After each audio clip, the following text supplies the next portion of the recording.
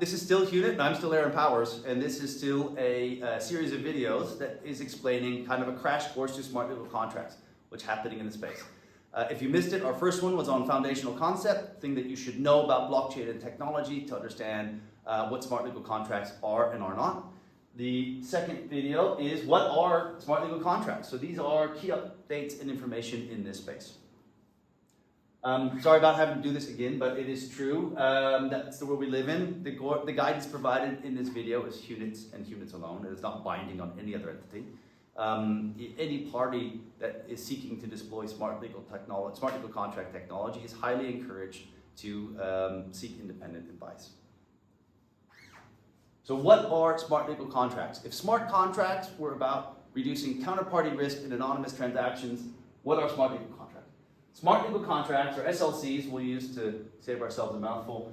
They are essentially contract party neutral automation that is embedded in the legal agreement itself. So what are they? These things are fully compliant with today's legal and regulatory framework, meaning that some of the issues that we explored in the last video are solved for.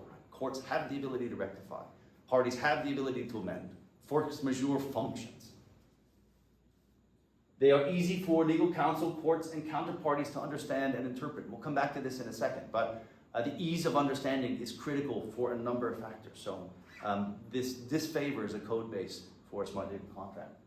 And finally, they need to be indelible and trustworthy, the same way that parchment paper was indelible and trustworthy when it was being used to express legal agreements.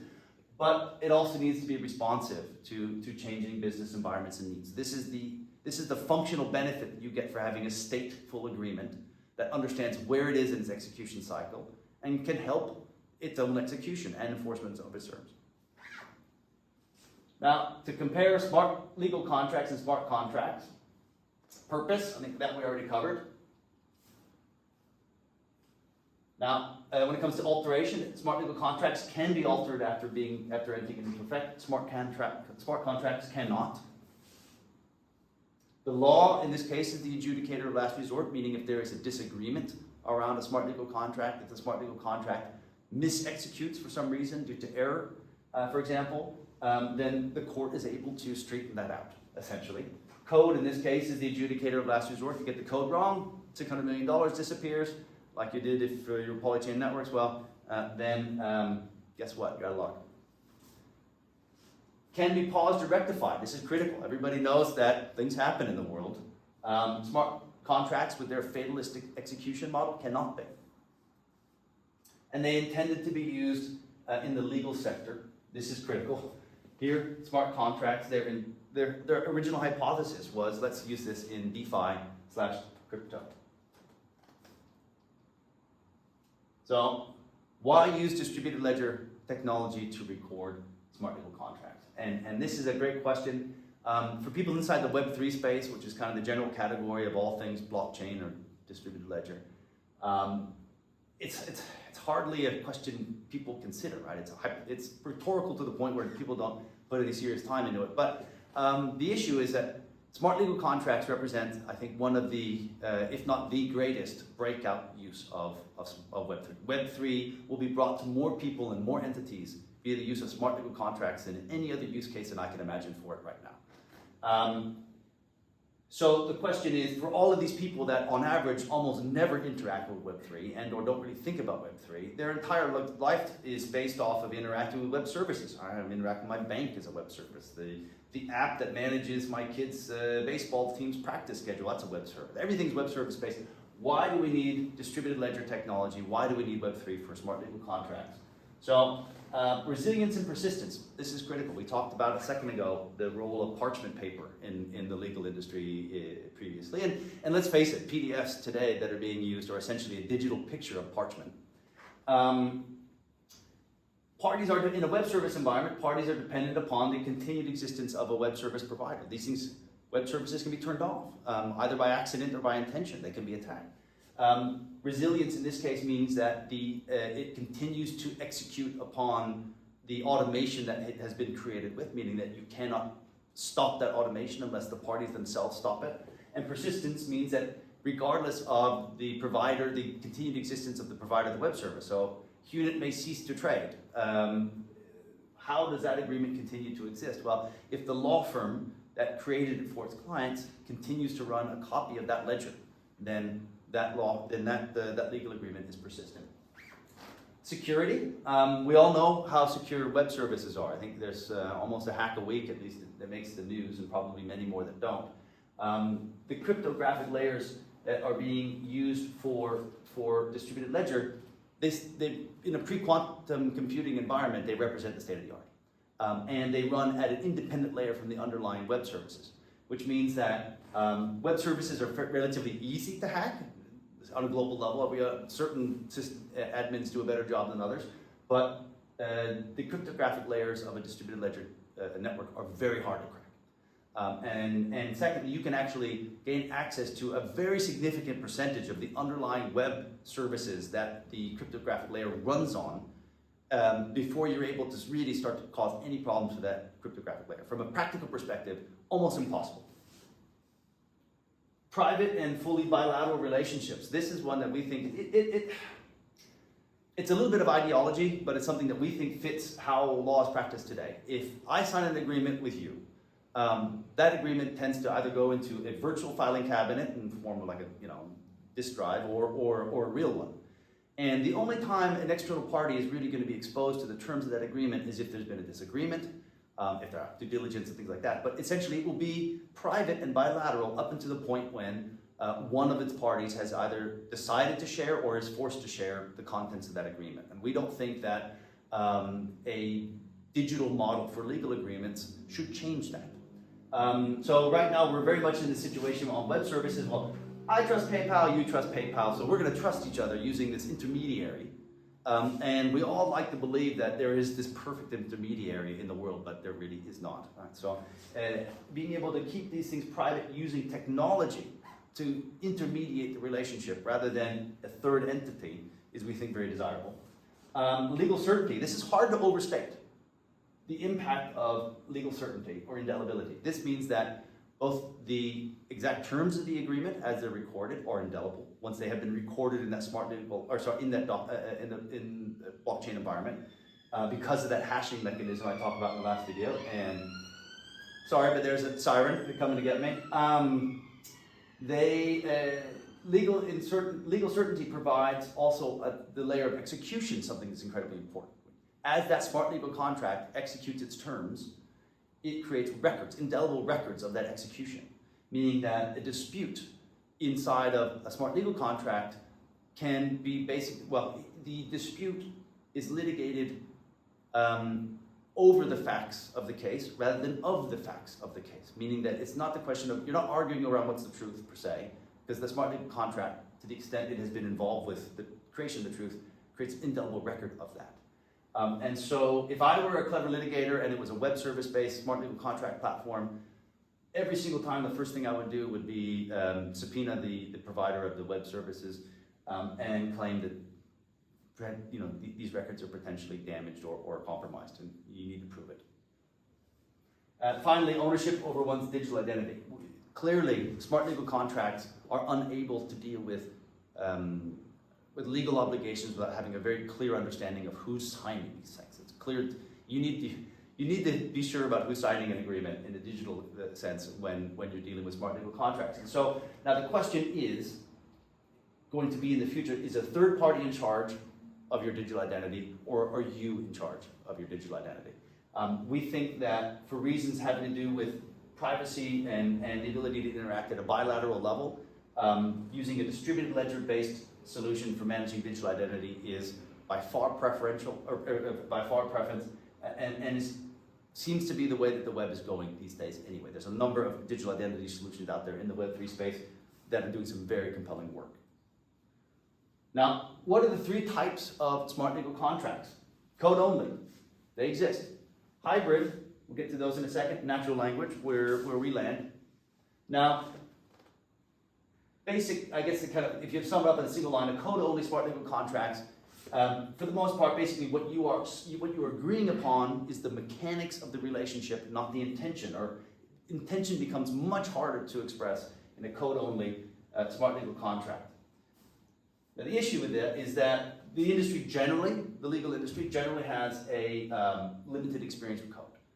We did something that we called the listening tour. We spent about a year and a half talking to law firms, in-house counsel in 6 different countries, I think it was. And one of the things that we found is that most legal professionals come from a liberal arts educational background. Most coders or technologists come from a STEM background. And what you're finding is that not only is there limited sector experience, there is kind of some cultural challenges around the adoption of a code-based paradigm for legal agreements inside the legal services industry as it exists today. Complicates interpretation. Courts are not set up. Judges have a hard time understanding code. It also makes it very problematic to deal with things like consumer law. If under consumer protections, a consumer has the right to understand the terms of the agreement that they're asked to sign, either their mobile phone subscription or the end user license agreement for their software, and that is being expressed in code, then clearly you're going to have a real problem with them being able to understand what they're signing. Secondly is hybrid. That's where you'll use natural language agreements. Natural language text added with explicit code syntax, so you're agreeing on both. Now that does capture the intentions of the party, so there's a big issue solved. But again, we come back to this problem around limited sector experience with code. And the full compliance with the legal framework can be challenging. So this is having to do with court rectification and the ability to amend or pause agreements, depending on the implementation, can be challenged or not. And then finally, we have natural language with embedded automation, which, full disclosure, is the model that we have selected as most desirable. And there, the subject of the agreement is the intention of the parties.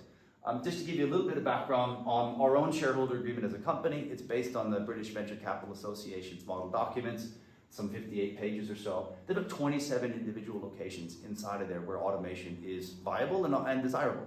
But there's still a lot more text. So from a perspective of simple kind of text payload, 90% of this agreement is static. And that's fine because it contains things that are very subjective in measurement, non-disclosure. It contains acknowledgements or disclosures. Those need to be there. They're legally significant, but they're not something that lend themselves to automation, at least as automation exists today. So how do you capture that over here? Much harder in a natural language. You basically are working with the same basic agreement, but you're embedding text. embedding automation in the text. Clearly, this is most applicable to the current sector skills.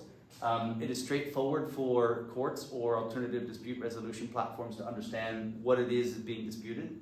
And then at that level, the platform itself, not the specific code of the smart legal contract, can assure full compliance with the legal framework. So then this type of a structure allows for the platform to enshrine in it the ability for court rectification, for example, or the ability to create a tag or drag. Here, creating those types of functionality depends ultimately on the code that's being implemented in the specific smart legal contract. So, not to say it can't be done, it just becomes a little more complex. Macro picture, why do I even care? Why do I even care about smart legal contracts? Aren't we doing just fine? Well, from the perspective of law, the UK Ministry of Justice has created its jurisdictional task force. This is this sits underneath their LawTech delivery panel. And its purpose is to prepare the English jurisdiction for the arrival of smart legal contracts and the associated technologies. This has been so important that Sir Geoffrey Voss, second highest ranking judicial official in the United Kingdom, said, I guess about 18 months ago in a public statement that he expects soon trillions of smart legal contracts will be signed per year, and his job, as he views it, is to modernize and prepare the English and Welsh jurisdiction for the arrival of that future. Secondly, fintech. One of the great success stories, I think probably the most successful area in fintech right now has to do with payment services. And we're all aware of the kind of advances made around open banking and the type of apps that are out there now. What happens to this space when smart legal contracts govern and mediate almost every financial transaction related to the, let's say, pursuant to a legal agreement? We have looked at data, we have not found any stuff that we really think is solid, but let's just put it this way. By and large, the gross majority of banking payments, or payments made inside the global banking system, are being made pursuant to a legal obligation to do so. So what happens to the global payment sector when smart legal contracts sit in the middle of that? Meaning that I need to make a payment to party A because of an obligation I have made to them. I send the payment to the smart legal contract with its integrated banking facility. Smart legal contract records that the payment was made and then forwards that payment on to its final destination. Finally, digital assets, and this is coming back to what we talked about a minute ago, or actually I think maybe in the first video, so I'll repeat a little bit here. The UK Law Commission recently stated in July 2022 that blockchain-based digital assets represent a factual record, not a legal one. And so the example I used in the last video, sorry if you're listening on both, is somebody offers you a stack of cash in order to exchange your car key. They're standing outside your garage. Seems like a great deal for you. Hand them the key, you get the cash, they drive away. What you haven't done is you haven't signed over legal title. And so you still are the legal owner of that, even if the underlying blockchain transaction shows that the person driving the car is now the factual owner of it. So when it comes to NFTs, when it comes to the, let's say, a compliant use of compliant use of tokenization inside of the financial services industry, every single one of these so-called Web3 applications is on a head-on collision for this. The legal layer needs to be solved. So smart legal contracts represent that solution. So some key developments in this space. The formation of the UK Jurisdictional Task Force itself. So this was prepare English and Welsh jurisdiction for the application of this technology in a post-Brexit environment. International competitiveness is important, and we'll get to some stats around that for a second. But English jurisdiction is an export industry. This is a very important international jurisdiction. It needs to be on the forefront. Now, the UKJT, Jurisdictional Task Force, they created in September 2021 their Contracts Just Smarter program. We participated in that, really exciting. They basically are developing and showcasing thought on progression of SLC use. There's some links that will be provided to you here in a moment that will take you to some of the publications they've released. The Law Commission itself released in November of last year advice to the government on smart legal contract technology. This was their follow-up to a public consultation they did earlier in the year. Basically, they are confirming that smart legal contracts are compatible with English law, but there are some caveats, and we'll get to those in a moment. Other key developments, and here's shameless plug. We worked with the LawTech UK sandbox to create a document that we call the functional application of smart legal contract technology to the practicing legal sector. So this is a very nuts and bolts approach to how does smart legal contract technology need to work and how would it actually work in some really concrete examples. How would it be used by legal practitioners? And finally, as a kind of a very important third part, is we work closely with the Solicitors Regulation Authority to start to de-risk the use for this technology for solicitors. This is no good if it creates liability for the client, and even worse if it creates liability for the solicitor themselves. And then now here, just in July of 2022, this consultation on digital assets.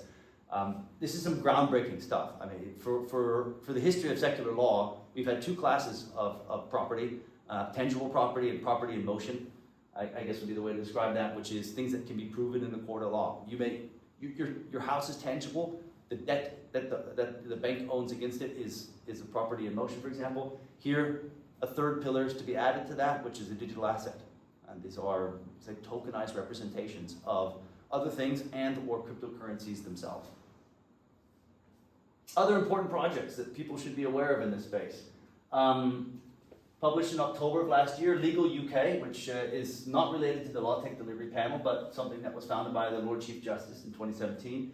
They released a document that assesses the economic value of English law. So this underscores why it is important for the UKJT and the work that they do. Basically, they found that English law underpins $250 billion a year in global M&A. About 40% of corporate global arbitrations use it, and governs trillions of pounds of transactions per year. So this is a major export industry for the country, and something that essentially the conclusion was neglect investing in this at the country's peril.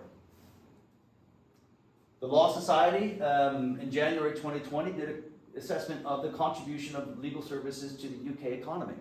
what they found, because of this dynamic, that out of, at the time, sector revenues of about £60 billion a year, nearly 10% are going to overseas buyers. So this is a major export industry. Some technical projects to be aware of. One is the Accord project, which was launched in 2017. Again, all these slides will be available and all these links will be available to you. This is an open source project for code. They're code-based smart legal contracts, so they do have the viewer layer on top for layering on, I say, an easily interpretable layer to them, so that they're aiding with interpretation. And then another one is, and this is actually related, some of the people behind this also started via LawTech UK, June of last year, the Legal Schema, which is a code-based SLC programming syntax, which again also has that natural language viewer layer on it, so to be fair to those guys. Both technical projects, both open source, they have been great at, I think, coalescing thought around in this space. For further reading, again, this was some links for you to take a look at afterwards. This is our paper. It's fairly long. My recommendation is to take a look at the executive summary in part 3, which is a smart legal contract based escrow agreement in its entirety. If you're interested in the rest, please do read it, but cut down the time a little bit. This is the publication from the LawTech UK Smarter Contracts, or Contracts to Smarter program. There's a number of law firms have weighed in with some really interesting use case analyses. And then we have the summary. Of course, the big one is big. But this was the Law Commission's guidance to government around smart legal contracts. If you're an interested reader, all very worthy things to take a look at. So this concludes the second part. Thank you so much for listening. If you're on a playlist, they should roll into the next. Thank you.